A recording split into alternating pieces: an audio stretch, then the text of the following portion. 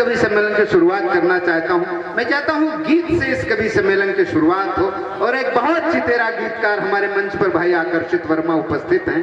गीत कविता की सबसे कोमल विधा होती है, पूरे मन से सुनिएगा, एक एक बात को आप अपने दिल तक ले जाइएगा और जब आप पूरे मन से सुनेंगे तो आप मन भर आशीर्वाद भी इसको देंगे। हमारे मंच का एक बहुत लाडला रचनाकार आकर्षित वर्मा, बहुत प्यारा गीतकार, एक बार जोरदार तालियां बजाएं आकर्षित वर्मा के लिए। आइए।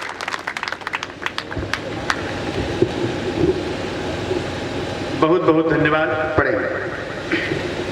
आपने जिस तरह से मेरा परिचय दिया है, निश्चित ही हम छोटे रचनाकारों को जब इन बड़े रचनाकारों का आशीर्वाद मिलता है तब हम लोगों के कपकपाते हुए पांव और कंपित होती हुई जिह्वा भी विश्वास के साथ में कुछ पढ़ पाती है, कुछ लिख पाती है।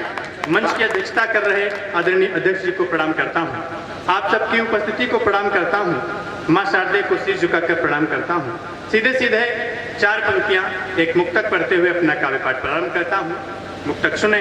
स्वागत। कि नीड़ का निर्माण फिर क्यों नहीं लिखता कोई, नीड़ का निर्माण फिर क्यों नहीं लिखता कोई, वो दूसरों के अब दिलों में क्यों नहीं दिखता कोई, उन नफरतों के ही समंदर में है सबकी कश्तियां, वो प्यार के बाजार में अब क्यों नहीं दिखता कोई, प्यार के बाजार में अब क्यों नहीं दिखता कोई, नीड़ का निर्माण फिर क्यों नहीं लिखता कोई। मैं ज्यादा समय नहीं लूंगा, सीधे सीधे आपको एक गजल से जोड़ता हूँ। स्वागत भैया। गजल की भूमिका इतनी सी है साहब, सैनिक और सैनिक की पत्नी की वार्तालाप को मैं कुछ शेरों में रखता हूँ और आप सबके सामने रखता हूँ। सैनिक जो सीमा पर ड्यूटी कर रहा होता है, अपने मुल्क की हिफाजत करता है, तो छुट्टियां व्यतीत करने घर आता है और जब फिर से वो छुट्टियां व्यतीत करके अपने वतन की हिफाजत करने के लिए सीमा की ओर जाने लगता है, तब उसका परिवार, उसका मोहल्ला, उसके जब गाँव वाले सब उसको विदा कर रहे होते हैं तो सब बहुत ही दुखित होते हैं, क्योंकि अपने बेटे को, पत्नी अपने पति को भेजेगी सीमा पर तो कुछ दुख दर्द तो होगा साहब, क्योंकि वो सीमा की हिफाजत करने के लिए अपने पति को भेज रही है। तो उसकी पत्नी बहुत उदास है, वो पति उस पत्नी से पूछता है क्या बात है, वहीं से दोनों लोगों की वार्तालाप को आपके बीच में रखता हूँ, शेर सुनिएगा। उसकी पत्नी कहती है कि दास्तां अपने दिल की सुना दें अगर,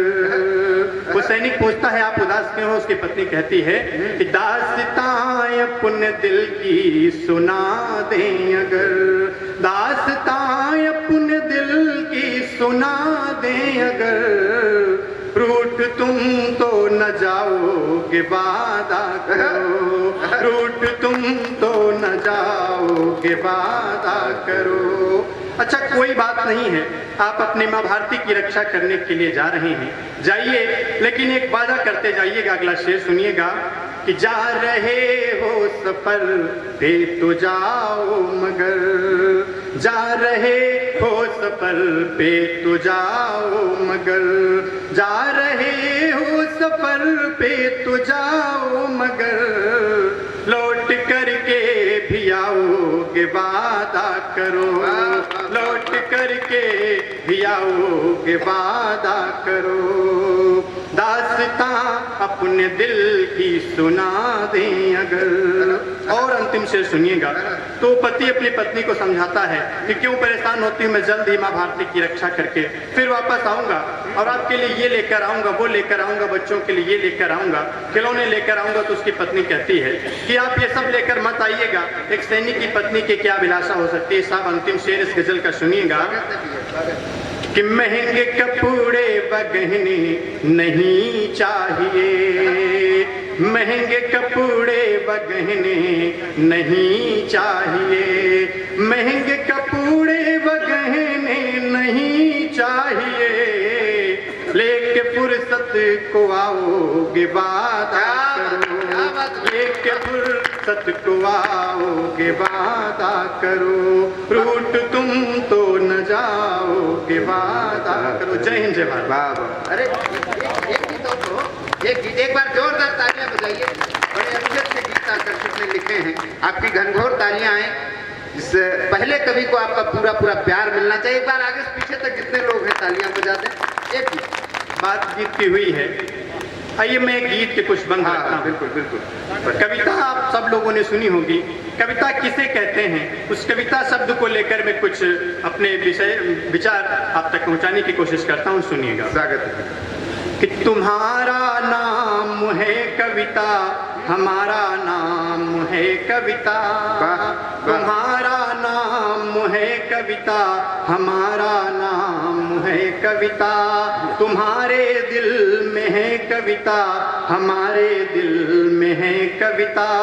कहीं बदनाम तो होती, कहीं सरनाम है कविता। सभी के दिल को छू जाए, उसी का नाम है कविता। सभी के दिल को छू जाए, उसी का नाम है कविता। और एक बंद सुनिएगा कि कहीं पर प्रात है कविता, कहीं पर रात है कविता। कहीं पर प्रात है कविता, कहीं पर रात है कविता। कहीं पर रौद्र है कविता, कहीं पर शांत है कविता। कहीं पतझड़ सी होती है, कहीं बरसात है कविता। और पपीहे को मिली जल की वही सौगात है कविता। पपीहे को मिली जल की वही सौगात है कविता। जय हिंद जय भारत। बहुत अच्छे भाई आकर्षित वर्मा जी। और मैं चाहता हूं अब ये जो चहल पहल है ये थोड़ी कम हो जाए। जितनी व्यवस्थाएं होनी थी हो गई हैं और सब बहुत अच्छी व्यवस्थाएं हैं। माननीय वीरेंद्र सिंह जी, आपने इतनी जबरदस्त व्यवस्था कि आपको कोई चिंता करने की आवश्यकता नहीं। अब आपको ओपी वर्मा जी चाहे जितना इशारा करें, फागुन बीत चुका है, इशारे फागुन में ज्यादा काम करते हैं। अब आप आराम से बैठिए, कविता का आनंद लीजिए। इतने अच्छे अच्छे कवि आपने बुलाए हैं, अब इनकी बात बिल्कुल बिल्कुल मत सुनिए। इनकी बात केवल तभी सुनना जब लिफाफे का नंबर आएगा, वहां जरूर सुनना। आप बिल्कुल मत सुने, बाकी बीच में आप कविता सुनिए। हाँ, मैं चाहता हूँ मित्रों, अभी फागुन गया है और 8 तक हम लोग फागुन वैसे ही मनाते हैं, होली मिलते हैं। मैं चाहता हूँ थोड़ा सा आपको हंसाया जाए, गुदगुदाया जाए, उसके बाद इस कवि सम्मेलन को आगे बढ़ाया जाए। हमारे मंच पे एक इतना जोरदार कवि है भाई संदीप अनुरागी। आजकल पूरे देश में उनकी हास्य की कविताओं की धूम है। इतने जोरदार कवि हैं। और मित्रों, हंसाता वही है जिसको अपने अंदर बड़े तनाव होते हैं। या आपको हंसा रहा तो ये मत समझिए ये व्यक्ति भी इतना खुश है। अंदर जिसके बड़े कष्ट होते हैं वही हंसी बाहर निकालता है। तुम इतना जो मुस्कुरा रहे हो, क्या गम है जिसको छुपा रहे हो, तो होता है। अच्छा, इनको तकलीफ क्या है? हमारे मित्र हैं इसलिए हमको पता है। भाई साहब, राहुल गांधी की तरह पिछले दिन उनकी शादी नहीं हो रही थी, बेचारे बड़े परेशान थे। एक जगह से इनकी शादी वाले आए, तारीफ करने लगे लड़की की। लड़की वालों ने बताया, कहा हमारी लड़की इतना पढ़ी लिखी है, ये काम जानती है, वो सब जानती है, कभी कुछ नहीं बोलती, बिल्कुल गाय है। तो इनके पिताजी ने कहा कि फिर तो जोड़ी बहुत अच्छी रहेगी, आपकी लड़की गाय है और हमारा लड़का बैल है।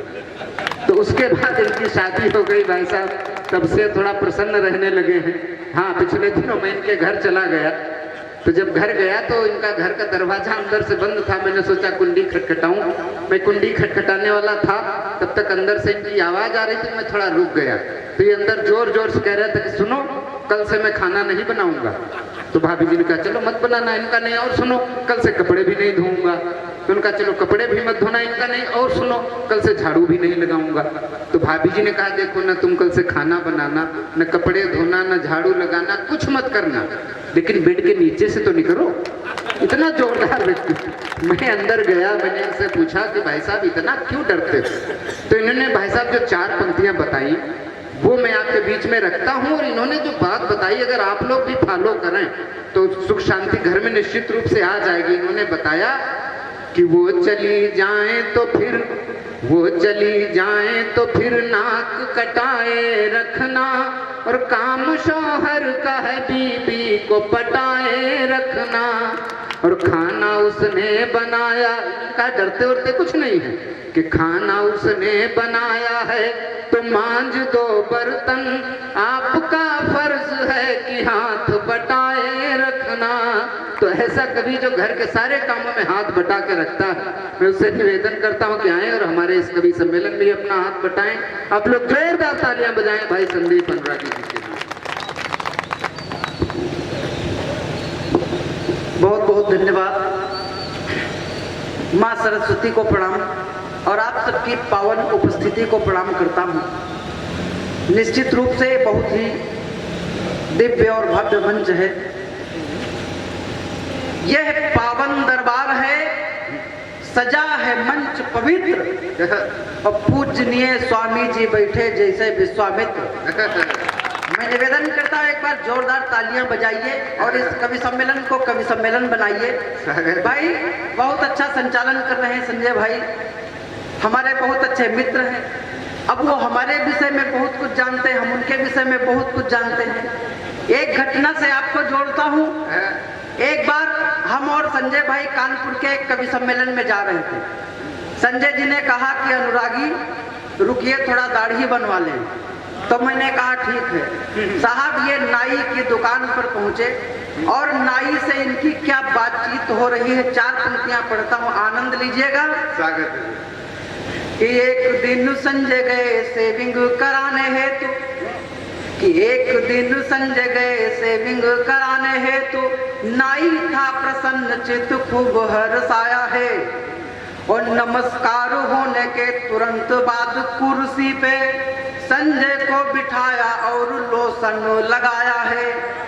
तो उसी समय संजय जी ने नाई से सवाल किया, क्या तुमने कभी गधे की हजामत बनाया है? और मुस्करा के नाई ने जवाब दिया संजय जी को, नहीं सरकार आज पहला मौका आया। नाल एक बार दोनों हाथ ऊपर उठा करके जोरदार तालियां बजाए श्रद्धेय राज किशोर सिंह जी के लिए।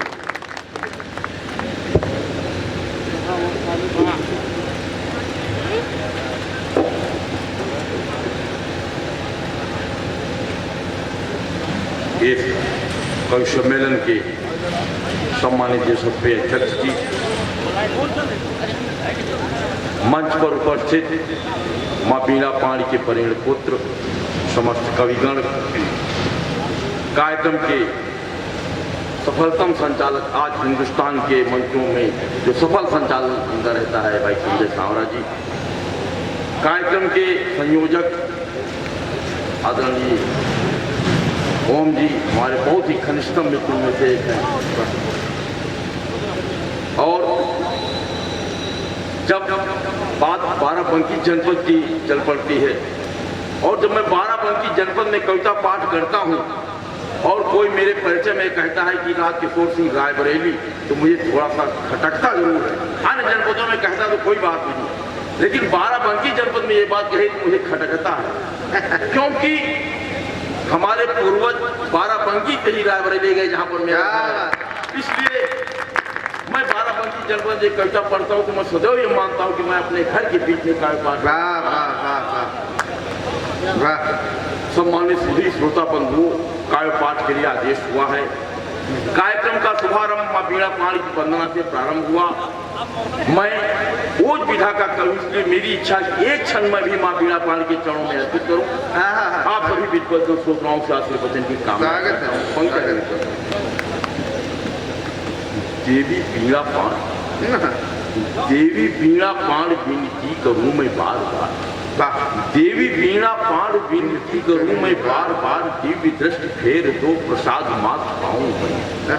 राष्ट्र व समाज में विसंगति जो छाई हुई उसको मिटाने वाले छंद गीत गाऊं मैं। तो मात दिव्य भारती की आन बान शान है, तो मिटे अंधकार ज्योति क्रांति की जलाऊं मैं। और राष्ट्रद्रोहियों के अंग वेद करूं तार तार, उनके ललाट पर तिरंगा लहराऊं मैं।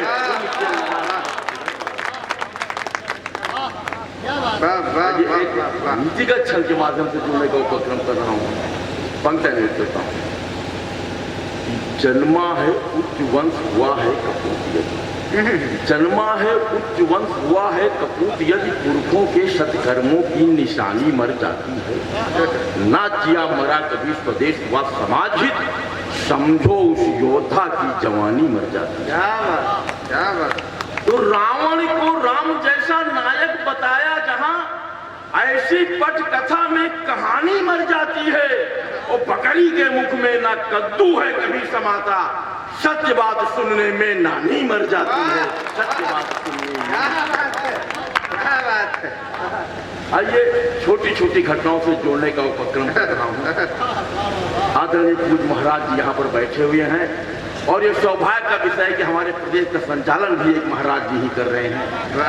और एक ऐसे महाराज जी जिन्होंने विगत 40 सालों का रिकॉर्ड तोड़ा है, दोबारा सत्ता में आए हैं। योगी जी दोबारा सत्ता में कैसे आ गए, इसका कारण मैंने खोजने का प्रयास किया। आखिर इससे पहले चुनाव होते थे, जिस पार्टी की सरकार अगले चुनाव में बदल जाती, यही तो होता था ना। लेकिन योगी जी दोबारा आए, क्यों आए? और मेरा कारण सही लगे तब आपको समर्थन दीजिए। दिया है बलात्कारियों को जो कठोर दंड, दिया है बलात्कारियों को जो कठोर दंड, चली ठोकू नीति जनमानस में छा गए। और बाबा के बुलडोजर ने ढाए कब्जे अवैध, सारे माफिया व अपराधी घबरा गए। सारे माफिया व अपराधी घबरा गए। तो तुष्टीकरण वाली नीति सारी धरी रह गई। हिंदू हृदय सम्राट सबके मन को भा गए। और राज है कानून का, विकास सबका है साथ, इसीलिए योगी जी दोबारा वापस आ गए। इसीलिए योगी जी दोबारा। और दोस्तों, अगर सबसे बड़ा कारण मैंने खोज लिया होता समर्थन जी ये कि गूंगा बोलता है जहां लांघे लंगड़ा पहाड़, गूंगा बोलता है जहां लांघे लंगड़ा पहाड़, कृपा श्री राम जी सभी को बतला गए।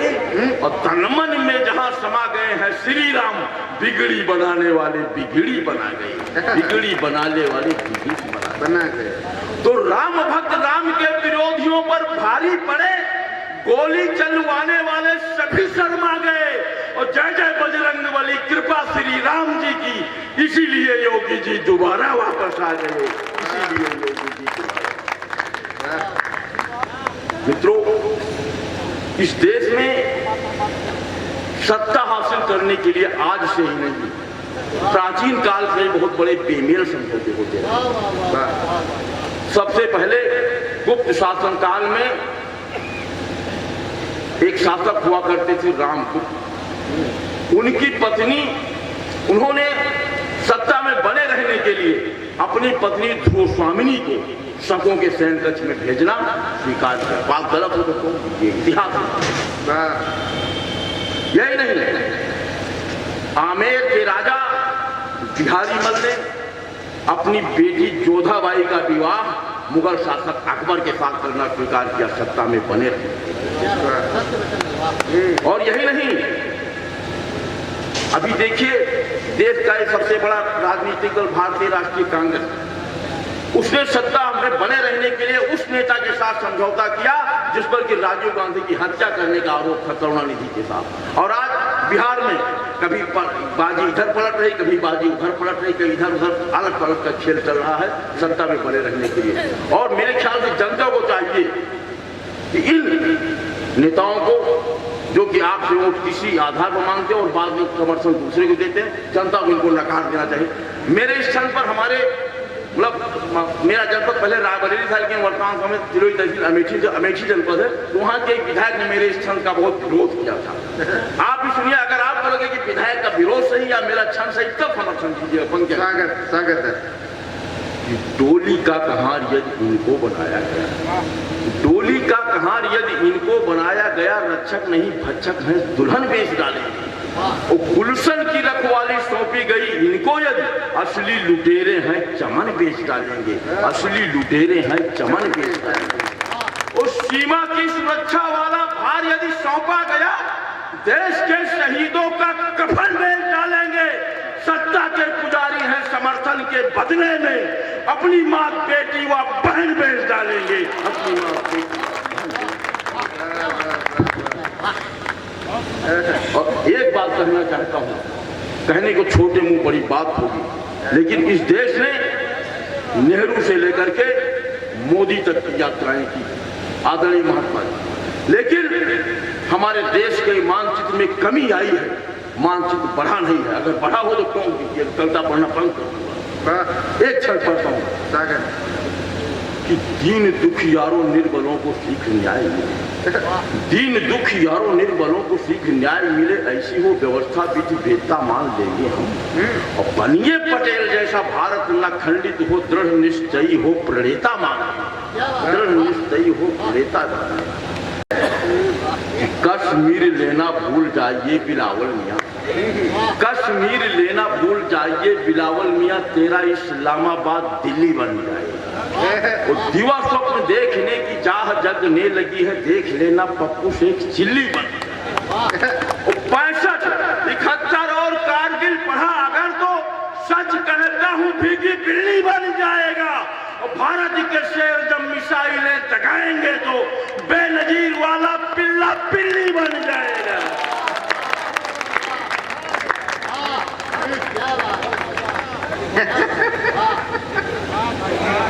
क्या बात है, क्या बात है, वाह वाह वाह वाह वाह वाह वाह।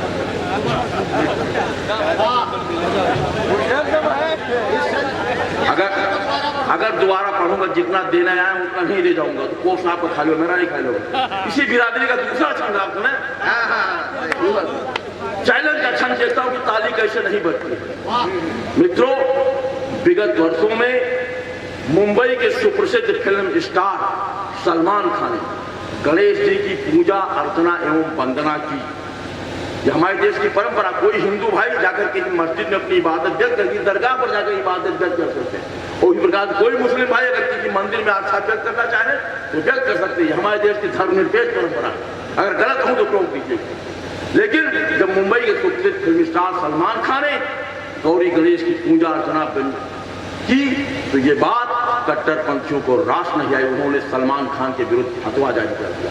तब मंच गई सबसे छोटे कलमकार राजकिशोर सिंह किशोर ने आप सबकी तरफ से उन फतवाधारियों को जवाब देने का प्रयास किया। अगर मेरा जवाब सही लगे तब समर्थन दीजिएगा। सागर कि सलमान खान ने किया अर्चना गणेश, सलमान खान ने किया अर्चना गणेश की तो फतवों का ओछा ये आदेश छोड़ दीजिए। और गौरी गणपति का निवास कहलाता है जो हिमखंडों वाला ये नगेश छोड़ दीजिए, हिमखंडों वाला ये नगेश छोड़ दीजिए। तो भारत के आत्मा की, भारत के जनजन की आत्मा में है गणेश, दमदार हो तो ये परवेश छोड़ दीजिए। और तुगलकी फरमान वालों यद बड़े हो पानीदार, गणपति बप्पा वाला देश छोड़ दीजिए।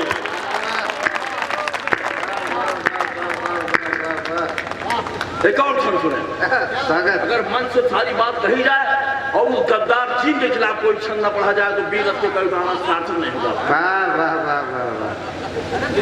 कि गलवान घाटी में घुसे हुए थे चीनी, जहां वहां भारती का जय गान लिखा जाए। इसके लिए शहीद देश के सपूत हुए बलिदानियों का यशो गान लिखा जाए, बलिदानियों का यशो गान लिखा जाए। और जिसके बदौलत फूला फूला फिरता रे नीच, माओवादियों का अवसान लिखा जाएगा। और बीजिंग की गलियों में देश के सपूतों द्वारा जर्रे जर्रे पर हिंदुस्तान लिखा जाएगा।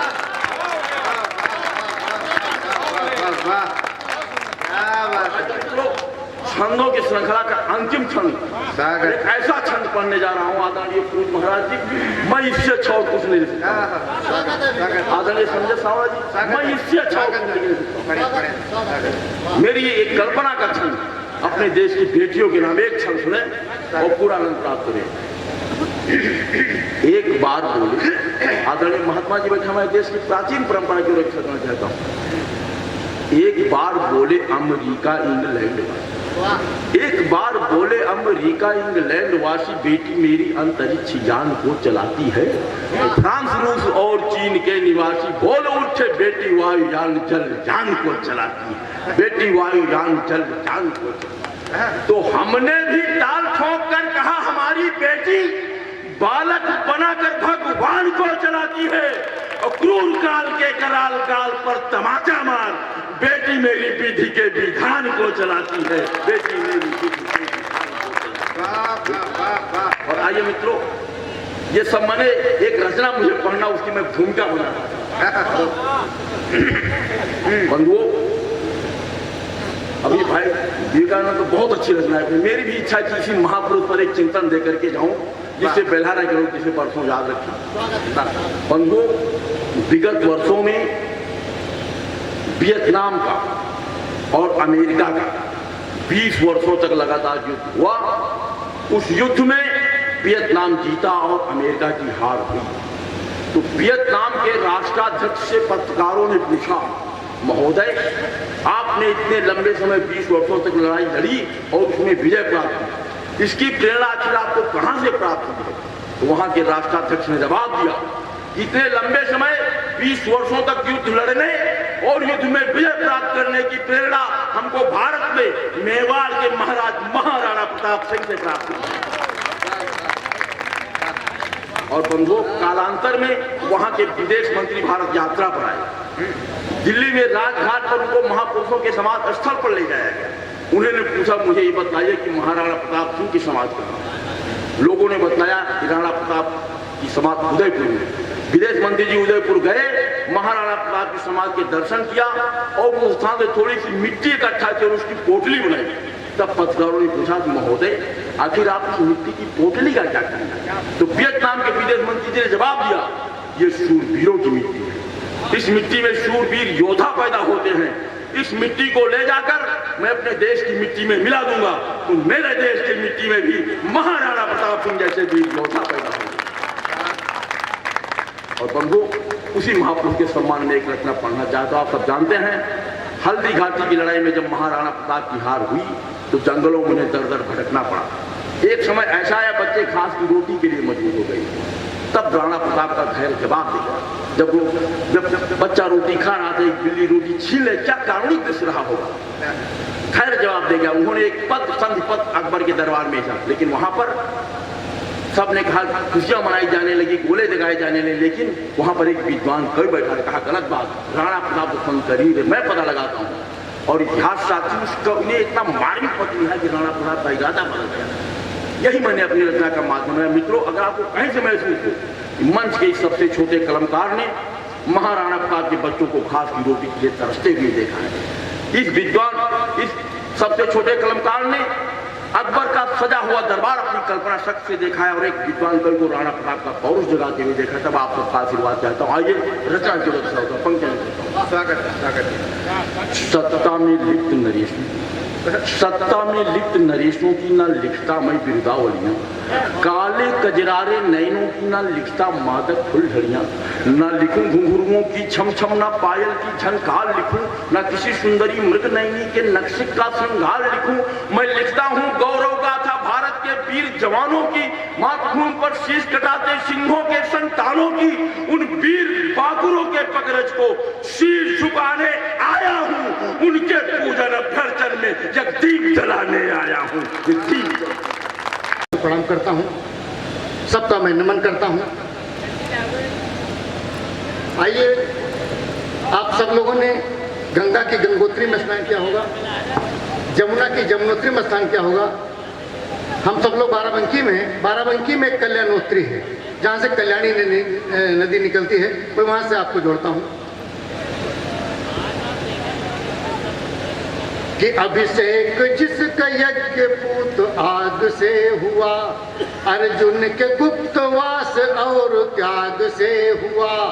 अभिषेक जिसका यज्ञ पूत आग से हुआ, अर्जुन के गुप्तवास और त्याग से हुआ। उपकार में उद्धार में कल्याण में तत्पर, उपकार में उद्धार में कल्याण में तत्पर, कल्याणी नदी उद्गम धन्नाग से हुआ, कल्याणी नदी उद्गम धन्नाग से हुआ। मैं बहुत बहुत अभिनंदन करता हूँ आपकी इन तालियों का। बिना किसी संकेत के आपको कहाँ पर तालियां बजानी है, कहाँ पर आपको सम्मान देना है कवियों को, आपकी इन तालियों से लगा कि निश्चित ही आप बड़े मन वाले लोग बैठे हुए हैं, बहुत ही सलाहकार मस्तिष्क के लोग बैठे हैं यहाँ पर। मैं सबका अभिनंदन करता हूँ, वंदन करता हूँ। इसलिए यह राग गा रहा हूँ मैं अनुराग के लिए, आए थे पार्थ जिस किसी उस बाग के लिए। उपकार में उद्धार में कल्याण में तत्पर,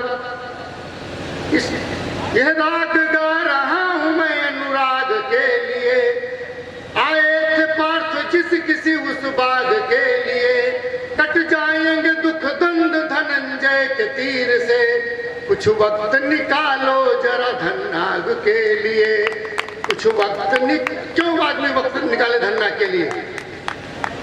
मैं बाराबंकी की सांस्कृतिक पृष्ठभूमि से आपको जोड़ता हूं। वहां पर क्या है ऐसा कि हम लोग वहां पर जाएं धन्नाग। एक पांडु पुत्र का वहां कमाल छुपा है, अनुमान में न आ सके वो माल छुपा है। एक पांडु पुत्र का वहां कमाल छुपा है, अनुमान में न आ सके वो माल छुपा है, अनुमान में न आ सके वो माल छुपा है। इतिहास की भूगोल की झांकी लिए हुए, वहाँ हिंद का वैभव भी बेमिसाल छिपा है, वहाँ हिंद का वैभव भी बेमिसाल छुपा है। तब मैंने ये गौरवशाली पंक्तियां धन्ना क्षेत्र के जो बाराबंकी का अपना एक है जिसका ऐतिहासिक अंतर्राष्ट्रीय महत्व है, मैंने उसको कविता का विषय बनाया और 4 पंक्तियां अपने बाराबंकी जनपद पर रखता हूं।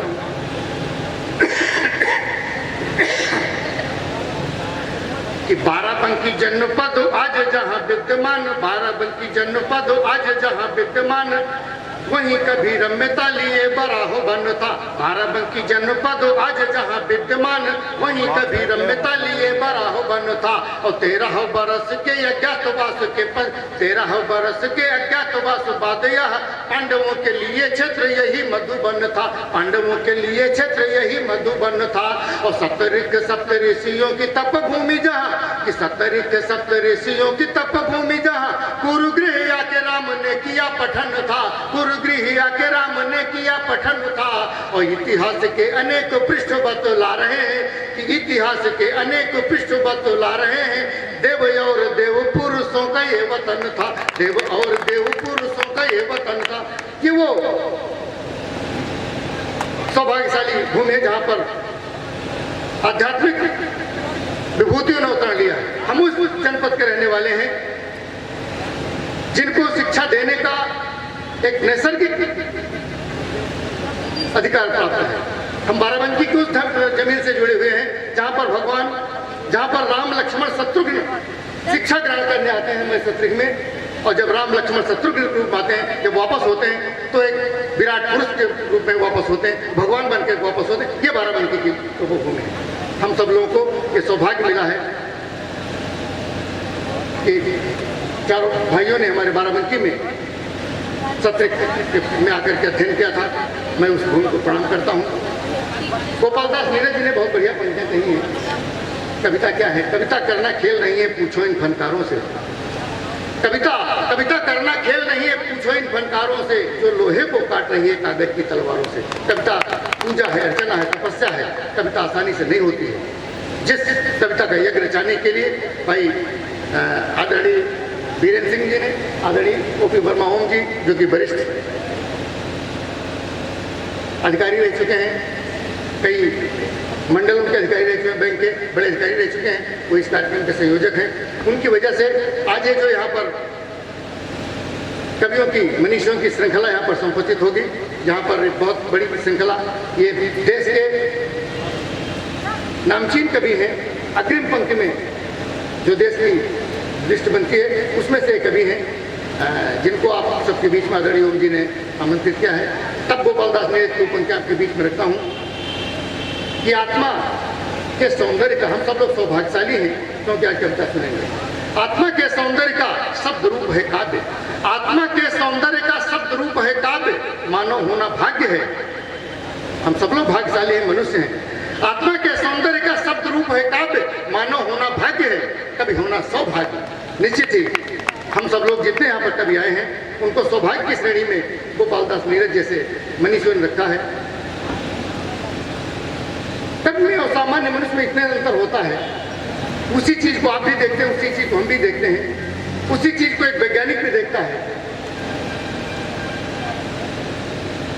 केतली से उबलते हुए पानी को सब लोगों ने देखा, लेकिन जब एक वैज्ञानिक देखता है तो वहां से गुरुत्वाकर्षण का सिद्धांत पैदा होता है। वहां से जेम्स वाट वहां पर भाग के इंजन का आविष्कार करता है। कवियों में और मनुष्यों में अंतर है। किसी चीज को आप देखते हैं, समान दृष्टि देखते हैं, उसी चीज को जब कवि देखता है तो वो अपनी दिव्य दृष्टि से देखता है इसी से, लेकिन उस पर जब चिंतन करता है, उस पर कोई मनन करता है, ध्यान केंद्रित करता है, तब वो तीसरी आंख उस पर केंद्रित होती है और तब वहां से जो विचार निकलता है वो कविता होती है, तब वो मंत्र कविता होती है। इसलिए कवियों को सौभाग्य की श्रेणी में रखा गोपालदास महाराज जी ने, मैं उनको नमन करता हूँ। निश्चित ही आज यहाँ पर भक्ति की बात होगी, देशभक्ति की बात होगी, आत्मरंजन की बात होगी, मनोरंजन की बात होगी, सब प्रकार की बात होगी, विसंगतियों की बात होगी। जैसे कहते हैं जब देश आजाद हुआ तो सबसे बड़ी विसंगति हुई कि जिसके काफी हर्ष नारियां होती कि फिर भी शर्मसार करने वाली घटनाएं आती है। रोज सुबह की अखबारें कितनी घटना कह जाती है, रोज खो रही नाज, रोज खो रही लाज नारियां, रोज अपहरण होता है, अब मानवता भी शर्मसार होकर मानव पर रोता है। वाह वाह वाह वाह वाह वाह। क्या नारी अत्याचारों का ताप झेलती आएगी और दुराचार उत्पीड़न का भी ताप झेलती आएगी कि नहीं दरिंदों संभल जाओ वरना यह भी काली होगी। अब उसी समय इन दुष्टों से पूरी दुनिया खाली होगी। कभी बनी यह माता कभी बनी यह माता तो ममता धारक बन जाती है, अगर सताई जाती है तो संहारक बन जाती है। इनका रोग सरोप है दोनों, आज ही तय करना होगा, अब वरना यह निश्चित जानो दुष्टों को अब मरना होगा। अब वरना यह निश्चित जानो दुष्टों को अब मरना होगा। हमारे देश के एक युवा सन्यासी, आदरणीय स्वामी जी यहाँ पर उपस्थित हैं, हमारे देश के एक युवा सन्यासी स्वामी विवेकानंद जी, जो कि महिलाओं का बहुत सम्मान करते थे और महिलाओं का कहीं सम्मान सीखना हो तो स्वामी विवेकानंद जी से सीखा जाना चाहिए। एक बार की घटना है, स्वामी विवेकानंद जी के सामने एक महिला आई और वो महिला कहने लगी कि स्वामी जी मैं आपसे विवाह करना चाहती हूँ। स्वामी जी ने कहा कि आखिर आप विवाह करना क्यों चाहती हैं? तो उस महिला ने उत्तर दिया कि स्वामी जी हम आपसे एक पुत्र प्राप्त करना चाहती हूँ जो आपके ही जैसा पुत्र हो। स्वामी जी ने जो उत्तर दिया उस उत्तर को सुनिए। स्वामी जी ने कहा कि पुत्र प्राप्त करने की जरूरत क्या है, हमें ही अपना पुत्र मान लीजिए। तो इस तरह का जो उत्तर है हमारे देश के युवा सन्यासी का है। और एक घटना से जोड़ता हूँ और सोचता हूँ क्यों नहीं स्वामी विवेकानंद पर ही एक रचना हो जाए। स्वागत है भैया, वाह वाह वाह, बड़े। तो आप जानते हैं कि सन 1893 में स्वामी जी अमेरिका के शिकागो शहर में गए थे, विश्व धर्म सम्मेलन में भाग लेने के लिए गए थे और वहां पर एक यादगार भाषण दिए थे। उसी भाषण को मैं अपनी कविता में चित्रित करता हूं और आपके अदालत में कविता रखता हूं। स्वागत भैया। और ये कविता भी जल्दी लिखी गई, हो सके मैं थोड़ा बहुत भूल जाऊं तो इसके लिए हमें क्षमा करिएगा, लेकिन मैं पूरा चित्र खींचता हूं और ये बेलहरा का प्रबुद्ध श्रोता यहाँ पर उपस्थित हैं। मैं पहली बार आपके अदालत में कविता रख रहा हूं और अगर यहाँ से पूरा आशीर्वाद आप लोगों को मिलता है तो हम पूरे देश में इस कविता को पढ़ूंगा। स्वागत है भैया। आदरणीय स्वामी जी आप आदेशित करें, आज मैं पढ़ता हूँ, सुनिए। पढ़े भैया। कि दिन 11/9 सन 1893 का था और इतिहासों ने आगे बढ़कर लिखा स्वर्ण गाथा कि सुबह सुबह ही आज शहर का रौनक गया मचल था, लोगों में फुर्तीलापन था, लोगों में हलचल था, हर घर में लोगों की मजमा, हर घर चहल पहल था और जन जन में उत्साह भरा था, अंतस विकल था कि उसी तरफ जा रहे सभी थे, सहज चपल कुछ बरबस, जहां लिखा था सभागार पर हाल आप कोलंबस। हाल आप कोलंबस वो सभागार था जहां पर विश्व धर्म सम्मेलन हुआ, जहां लिखा था हाल आप कोलंबस। इन हलचल में पंडित ज्ञानी मन को रमा रहे थे, पूरा शहर विशाल हाल में जाकर समा रहे थे, कई रंग रूपों के वक्ता कुछ गोरे कुछ काले, सभागार पूरित करने सब चले धर्म मत वाले कि स्वामी जी भी हुए उपस्थित जैसे सूर्य सरीखे। सभागार का अनुभव परख रहे थे मीठे तीखे। सभा शुरू थी, भिन्न भिन्न थी धर्म ध्वजा की बातें। धर्म धुरंधर किए चतुर्दिक ढोंग मिथक पर घाते कि अंतिम क्षण में स्वामी जी का भी आसन जब डोला, तब स्वामी जी सभा बीच अपने मुंह को यूं खोला। स्वामी जी का तेज प्रबल था जोरदार उद्बोधन, अमेरिकी भाई बहनों था प्रथम शब्द संबोधन। अमेरिकी भाई बहनों का प्रथम शब्द संबोधन। इसी शब्द पर जनसमूह ने बार दिया तन मंधन। कई मिनट तक करतल ध्वनि से किया बृहद अभिनंदन। कई लोग तो झांक झांक कर ताली बजा रहे थे, कतिपय लोग खड़े होकर सिर को नवा रहे थे। अगला बात श्रीमुख से तब धन्यवाद का स्वर था। क्षितिज मंच से मानो निकल रहा भगवत दिन कि धन्यवाद कर सर्वधर्म संभाव वहां दर्शाए। अब मानवतावादी विचार भावों को सम्मुख लाए। ईश्वर एकल पंथ अलग है, अलग अलग परिभाषा। इस आत्मा से परमात्मा का मौनमयी है भाषा। इन बातों से स्वामी जी अपनी किरणें बिखराए। सूर्य दिवाकर दिनकर समूह विश्व हृदय पर छाए। मानवता ही श्रेष्ठ धर्म है, यही धर्म का सार। मैं मेरा यह अहंकार है, यही इस आहार। मंत्र उन्होंने दिया वहां सर्वे भवन्तु सुखिना का। संगत छद्म की शिक्षा दी बन कुटुंब वसुधा का। मंत्र सरीखे वाक्य हृदय को परिवर्तन करता था। गहन साधना में खो जाऊं अंतर मन करता था। उनकी ही आवाज वहाँ की शांति भग्न करती थी। इस चेतन को ब्रह्म साधना में निमग्न करती थी। सर्व हृदय को विजित कर रहे थे अपने भाषण से। लोग खींच रहे थे जिनके तेजोमय आकर्षण से। कुछ को लगा सूरसम है यह दर्शन ही पा जाऊं। कुछ ने सोचा इन चरणों के अभिदास बन जाऊं। जिनके मुखमंडल पर आभा सूरज चंद्र अरुण का। जिनकी वाणी में चंचलता पक्षी राज गरुड़ का। मन हो गया हिंदुमय सबका, हृदय हो गया परवश। धन्य हो रहा था सुन सुनकर हाल आपको लम्बस।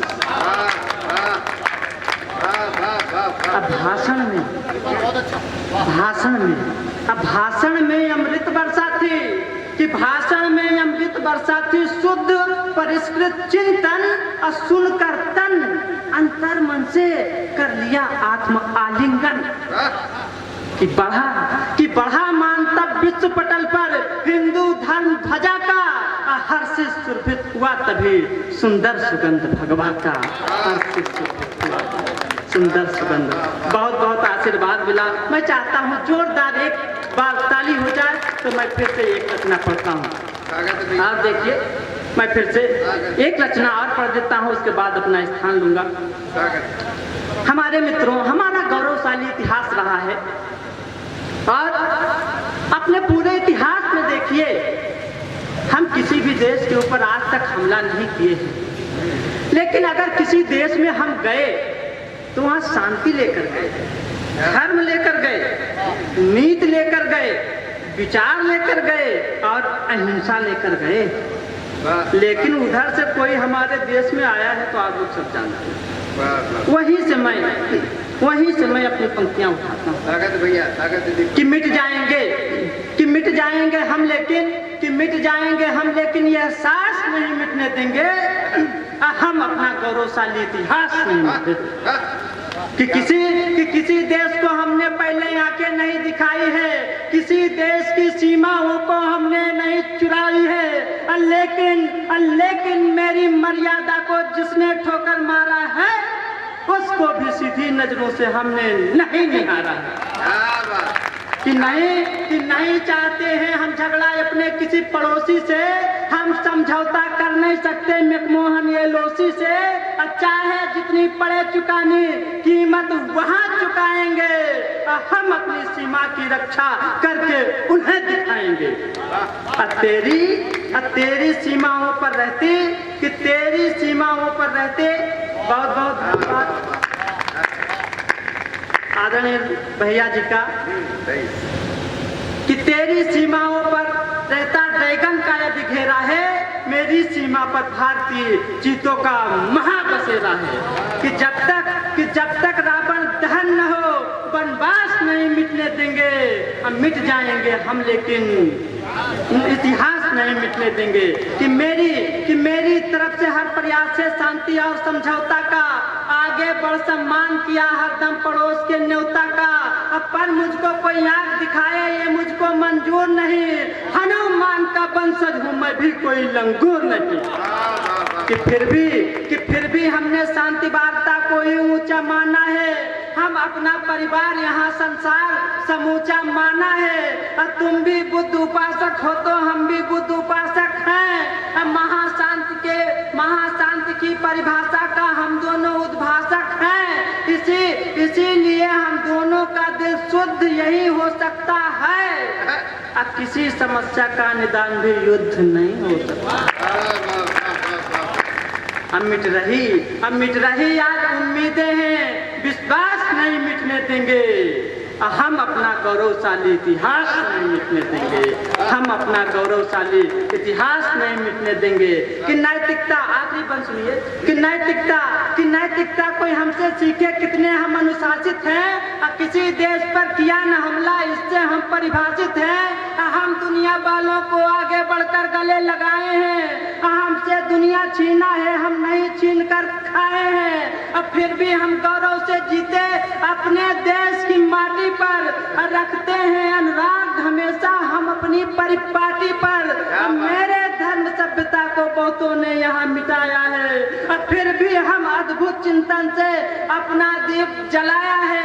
नहीं मिटी भारत की गरिमा, ऊंचा गौरव गाथा है, अभी तलक भारत माता के सबसे ऊंचा माथा है। अपने धर्म सभ्यता की हम सांस नहीं मिटने देंगे, हम मिट जाएंगे हम लेकिन इतिहास नहीं मिटने देंगे। बहुत बहुत अच्छे भाई दीपक दिवाकर जी, बड़ी सुंदर रचना, बड़े अच्छे विषय उन्होंने अपनी कविताओं में उठाए। एक बार आप सब लोग जोरदार तालियां बजाएं दीपक दिवाकर जी के लिए। बहुत प्यारी प्यारी दो कविताएं उन्होंने पढ़ी। भैया सुनील सोनी जी का आशीर्वाद उनको मिला, बड़ा स्नेह उनको मिला। मैं बहुत बहुत धन्यवाद देता हूं और मैं चाहता हूं एक बार फिर से आप सबको गीतों की तरफ ले चलूं। और हमारे बीच में अभी जिनका सम्मान रह गया था, फिर बाद में बताया गया तब सम्मान हुआ, भाई मनीष बैसवार जी, मैं उनको बुलाना चाहता हूं। भाई साहब, जब कभी कभी कुछ इस तरीके के काम होते हैं तो हो जाता है, कहीं ऐसी गड़बड़ी हो जाती है, वो मुझे घटना याद आती है। अब तो लोग ये स्टैंडिंग व्यवस्था होती है, बुफे सिस्टम में खड़े खड़े खाते हैं, जिसको जो मन करे ले, जो मन करे ना ले। वरना पहले जब लोग पंगत में बैठ के खाते थे, श्रद्धेय स्वामी जी बैठे हैं, हमारी पुरानी परंपरा ये, हम लोग बढ़िया पंगत में बैठ के लाइन से सब लोग खाते थे, खाना परोसा जाता था। तो एक बार ऐसे ही किसी हाल के अंदर भोजन चल रहा था, लोग पंगत में बैठे थे, खाना सबको परोसा जा रहा था। जो रसगुल्ला देने वाला था वो जब लास्ट में आया तो सबको एक एक दोना रसगुल्ला का देता जा रहा था। बीच में पता नहीं उसने पीछे मुड़ के देखा और पानी वाले से कहा कि भाई साहब उधर उस पंक्ति में पानी पहुंचाइए, उधर से लोग पानी मांग रहे हैं। और इतना कहते कहते वो थोड़ा सा आगे बढ़ गया, बीच में एक आदमी छूट गया। अब उसने सोचा कि यार रसगुल्ला तो मिले ही नहीं, अगर दावत में रसगुल्ला ना मिले तो फिर समझ लो दावत अधूरी। अब उसने सोचा मांगा ही कैसे, अच्छा नहीं लगता कि रसगुल्ला मांग रहे हैं। तो इधर उधर देखा, उसने कहा भगवान करें भरभराए कि ये छत गिर जाए तो सब इसी के नीचे दब जाए। तो बगल वाला आदमी बैठा था, बोला अजीब आदमी हो, सब दब जाएंगे तो तुम बच जाओगे? बोले काहे नहीं बचेंगे, अभी बच नहीं गए रसगुल्ले में। तब उस आदमी ने कहा कि इनको रसगुल्ला दे, ये नहीं पाए। तो तो अभी जिनका सम्मान होने से बच गया था, बाद में उनका सम्मान हुआ। मैं चाहता हूँ कविता पाठ उनका थोड़ा पहले हो जाए। भाई मनीष बैसवार जी हमारे बीच में हैं, बड़े अच्छे गीतकार। हमें 4 पंक्तियां डॉक्टर अशोक अज्ञानी जी की मुझे याद आती हैं। मैं 4 पंक्तियां इनकी अगवानी में पढ़ता हूँ, मनीष जी को बुलाता हूँ।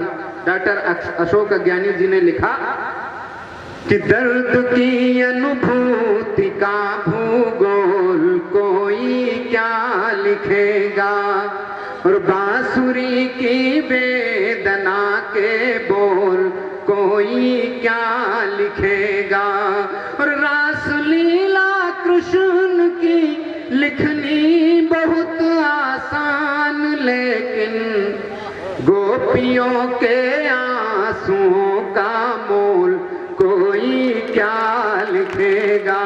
वो तो ऐसा रचनाकार जो अपनी कविताओं में संवेदना लेके आता, दर्द लेके आता, आपके मन की बात लेकर आता है। भाई मनीष बैसवार जी के लिए जोरदार तालियां बजाएं। बहुत बहुत धन्यवाद संचालक महोदय। स्वागत। सबसे पहले मेरे गुरुजी डॉक्टर अमरीश सुंदर उपस्थित है मंच पर, उनके चरणों पे मेरा प्रणाम। स्वागत। और चूंकि माहौल दीपक जी ने इतना है सुंदर, मैं अगर ले लूं अपने हाथ में तो मुझे ज्यादा कंफर्टेबल रहूंगा। चूंकि ओज पे बात हो रही थी तो अनायास ही मेरे प्रिय कवि डॉक्टर कुमार विश्वास मेरे दिल के बहुत करीब हैं।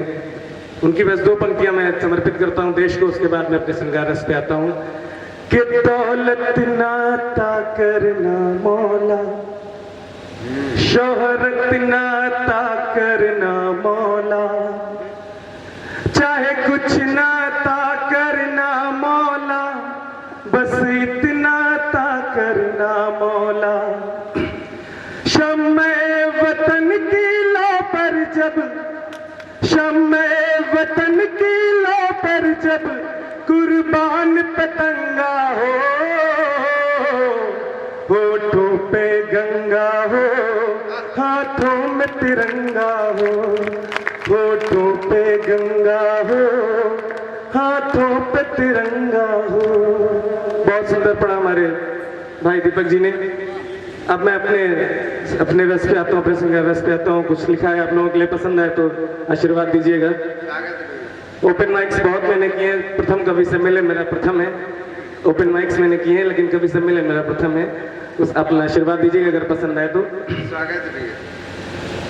तमन्ना ये नहीं राधे कि तेरा श्याम बन जाऊं, तमन्ना ये नहीं राधे कि तेरा श्याम बन जाऊं, रहूं तेरी ही आंखों में, तेरी मैं जान बन जाऊं, मैं काटूंगा बरस वनवास के भी हंसते हंसते पर, मैं काटूंगा बरस वनवास के भी हंसते हंसते पर, तू मेरी सीता बन जाए, मैं तेरा राम बन जाऊं, तू मेरी सीता बन जाए, मैं तेरा राम बन जाऊं। वाह वाह वाह। बहुत बहुत धन्यवाद, बहुत बहुत शुक्रिया, बहुत बहुत धन्यवाद। आप लोगों की तालियों के लिए बहुत बहुत धन्यवाद। अगर आप पसंद करेंगे और सुनाऊंगा। झलक भर के लिए रुसवा मुझे हर बार करता है, झलक भर के लिए रुसवा मुझे हर बार करता है। अपने युवा साथियों के लिए है, दिल को छुए तो तालियों से नवाजिएगा कि झलक भर के लिए रुसवा मुझे हर बार करता है, जख्म देता है वो ही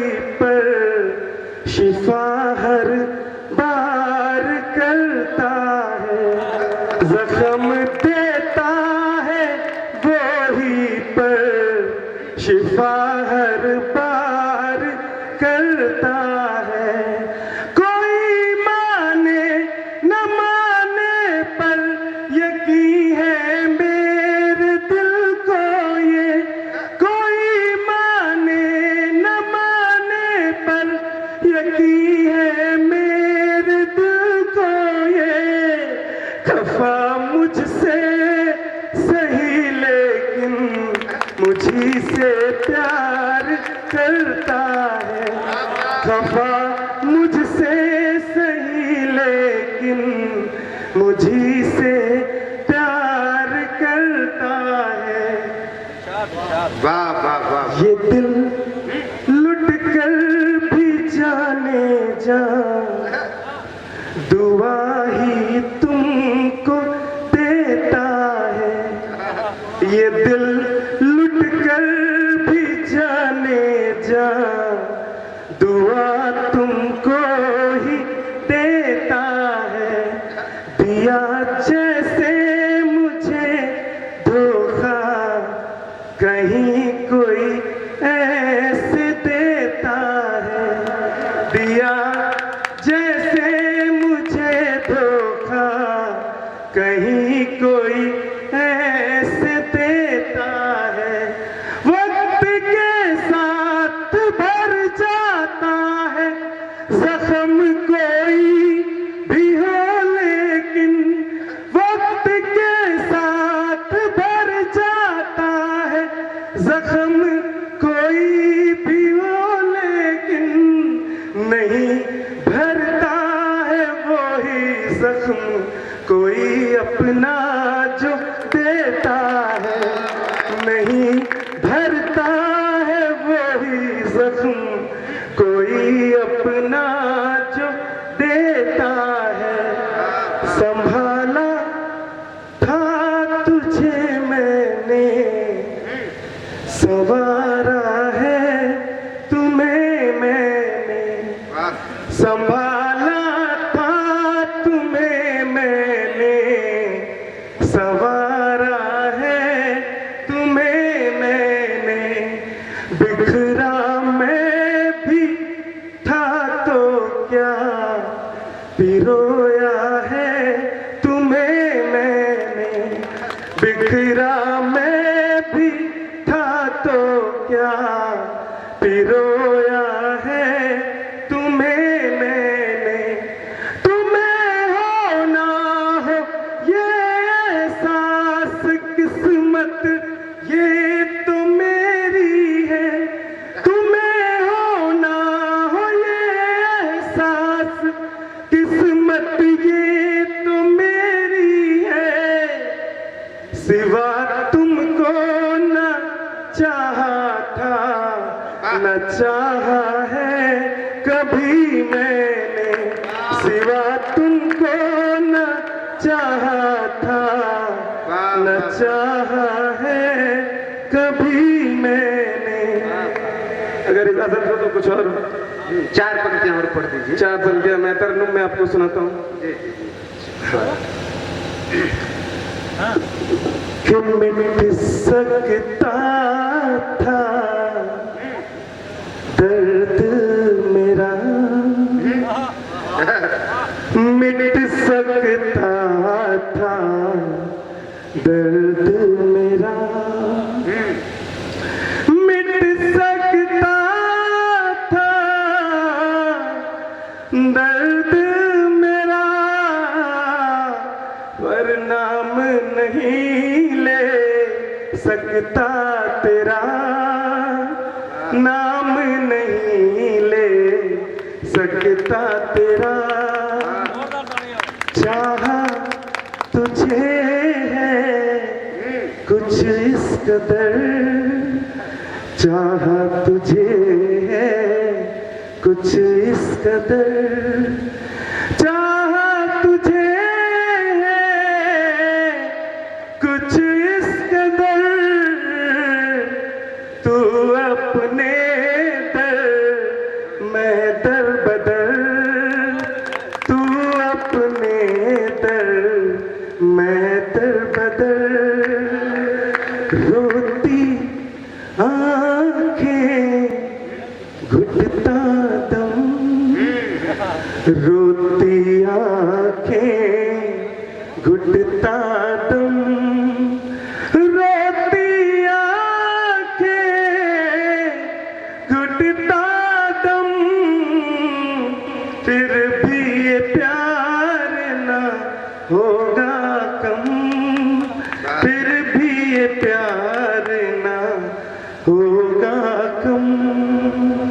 साथ जिए और संग मरे, साथ जिए और संग मरे, साथ जिए और संग मरे, दो ही थे ये ख्वाब मेरे, दो ही थे ये ख्वाब मेरे। आखिरी बंद में अपना जवाब पेश करना चाहता हूँ, अगर जवाब पसंद आए तो तालियां दीजिएगा। कि घर होते हम जैसे तेरे, घर होते हम जैसे तेरे,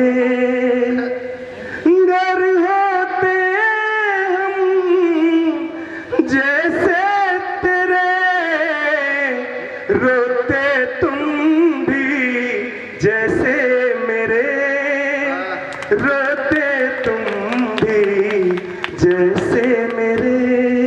बहुत बहुत शुक्रिया, बहुत बहुत शुक्रिया इतने प्यार से सुनने के लिए, मुझे इतना प्यार देने के लिए। बेलहरा सभी निवासियों को, सभी लोगों को बहुत बहुत धन्यवाद, बहुत बहुत साधुवाद। माई माई वो ताहिर फराज साहब की है। चलिए उन्हीं की तो याद दिला दी। चलिए, वो मेरे बहुत दिल की करीब गजल है, वीरेंद्र भैया सुन चुके हैं विद्यालय में, इसलिए उनकी फरमाइश में एक बार बिल्कुल सुनाऊंगा। स्वागत। थोड़ा सा पानी पीना।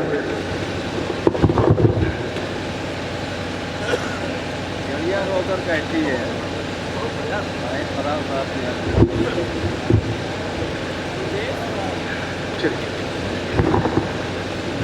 सभी की माँ को समर्पित है।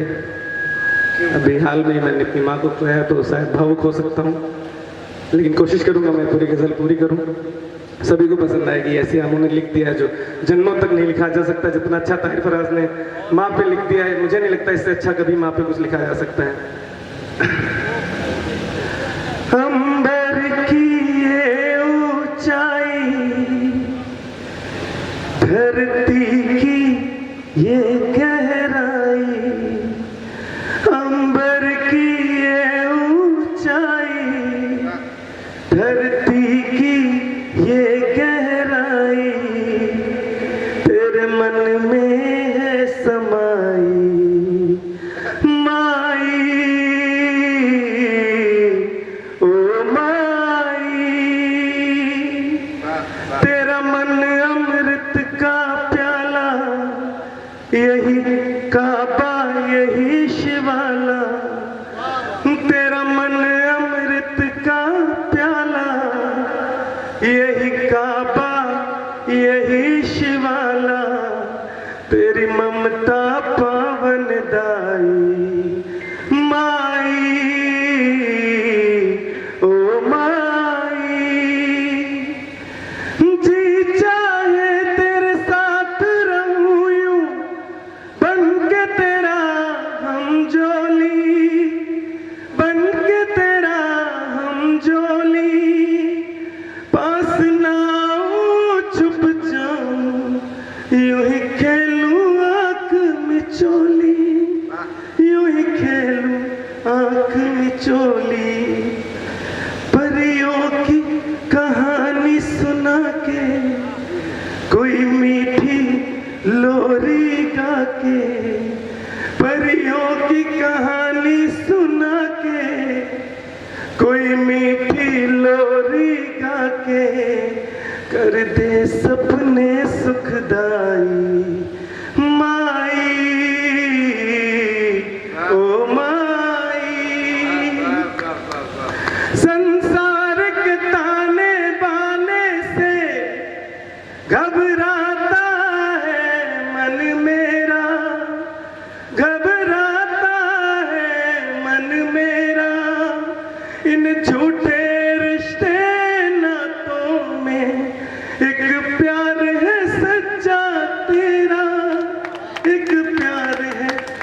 बच्चा तेरा सब दुख सुख में ढल जाए, सब दुख सुख में ढल जाए, तेरी बाहें जो मिल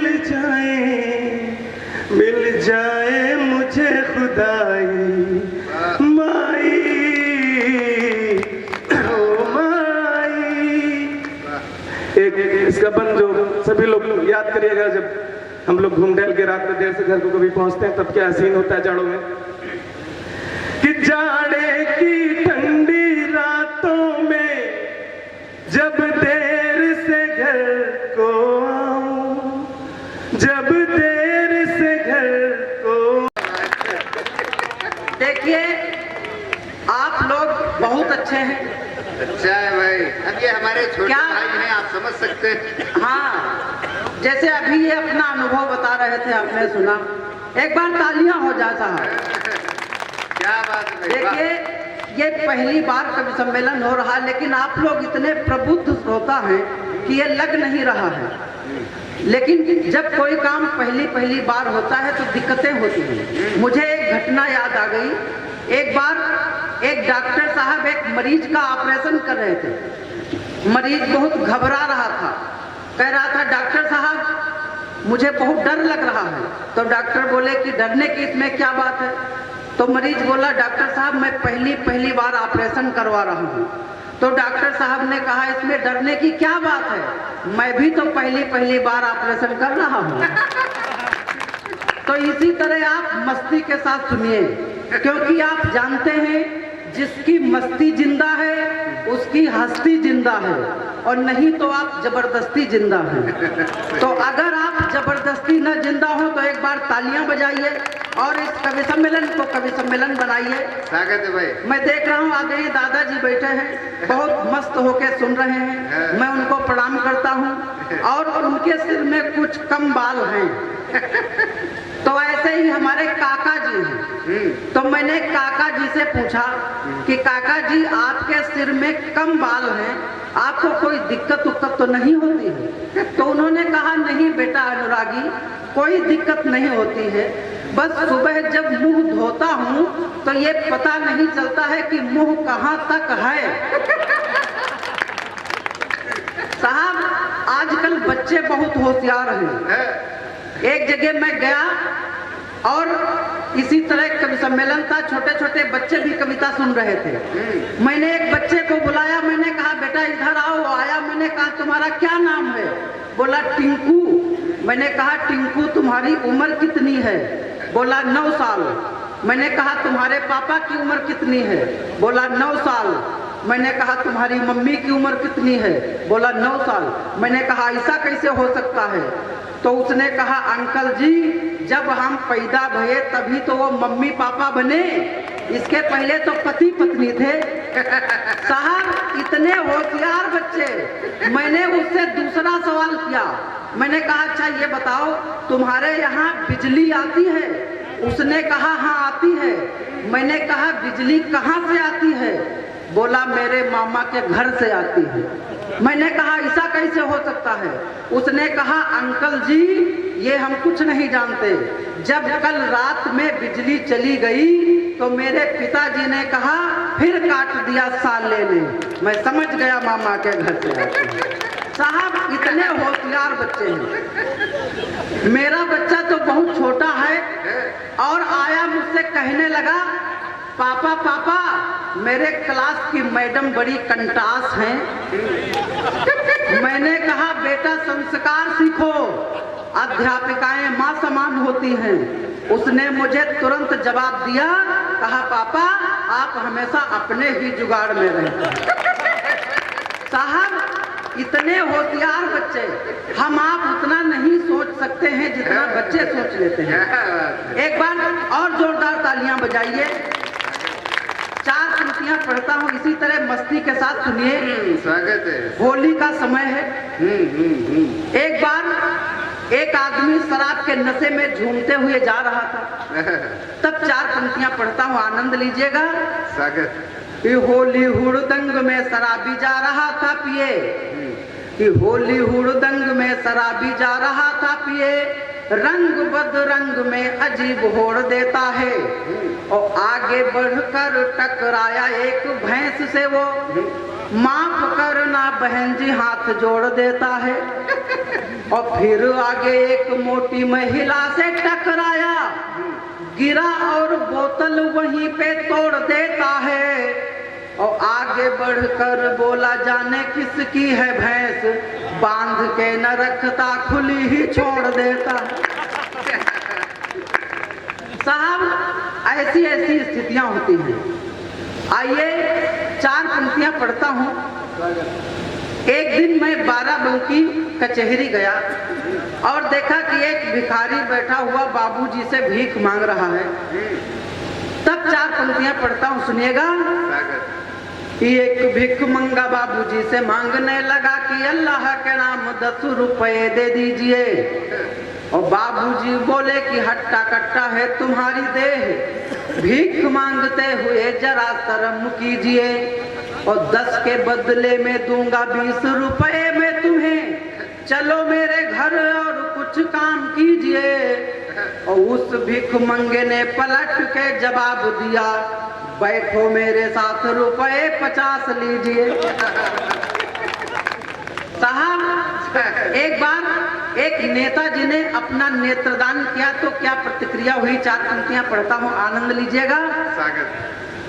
नेत्रदान शिविर लगा हुआ था एक बार, नेत्रदान किए एक पार्टी के नेता हैं। नेत्रदान शिविर लगा हुआ था एक बार, नेत्रदान किए एक पार्टी के नेता हैं। और वही आंख फिर एक अंधे के लगाई गई, डॉक्टर जो कि एक सफल विजेता है। और कुछ देर बाद होश में आया मरीज, जब डॉक्टर फिर उसकी परीक्षा लेता है। और सर्जन ने कहा दिखाई दिया, बोला है मरीज कुर्सी के अलावा कुछ दिखाई नहीं देता है। साहब आदरणीय लल्लू जी बैठे हैं। एक दिन मैं लल्लू जी के घर गया, तब 4 पंक्तियां पढ़ता हूं, आनंद लीजिएगा। आपको ये बताना चाहता हूं कि अपने नाम को लल्लू लिखने वाला व्यक्ति कितना होशियार है। तब 4 पंक्तियां सुनिएगा। जब मैं लल्लू जी के घर गया तो लल्लू ने कहा कि मैडम शरबत बनाना, नींबू है नहीं बताना, होशियार डाल दीजिए। कि लल्लू ने कहा कि मैडम शरबत बनाना, नींबू है नहीं बताना, होशियार डाल दीजिए। और अनुरागी आए इन्हें शरबत पिलाया जाए, कोमलिए हाथों का वो प्यार डाल दीजिए। तो बोल पड़ी भाभी नींबू लाए ना बाजार से हो, कहते क्या खाक बार बार डाल दीजिए। और लल्लू ने कहा कि 100 नींबुओं का दम भरा है, थोड़ा नया वाला बिम बार डाल दीजिए। अब देखिए जब ये बात लल्लू के समझ में आ गई तो आप लोग तो होशियार हैं, एक बार तालियां हो जाता। आइए जब कोई नेता वास्तव में 5 साल बाद सिर्फ वोट मांगने के लिए गांव आता है, इसके बाद जनता का दुख दर्द नहीं समझता, तब मैंने एक बिंब बनाया, एक चित्र खींचा कि एक नेताजी वोट मांगने गए तो क्या प्रतिक्रिया हुई, आनंद लीजिएगा।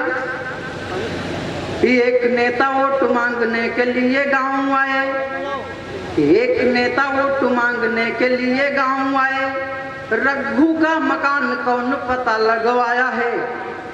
और रघु एक डंडा लिए कुत्ते की पिटाई करे, यह दृश्य देख के दिमाग चकराया है। तो बोले रघु भाई इसे इतना क्यों मारते हो, यह हाल में तो कुछ समझ न पाया है।